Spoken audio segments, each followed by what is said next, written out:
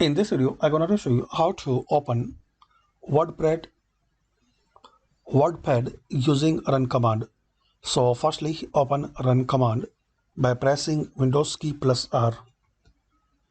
And also you can open run command by right click on start, and here you will see option run. So click on it. Now just you need to type write. So type write, then OK.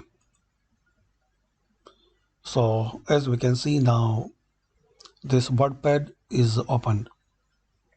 So very super easy method. Press Windows key plus R and type write to open WordPad. That's it. Thanks for watching. By this quick method, we can know how to open WordPad using run command.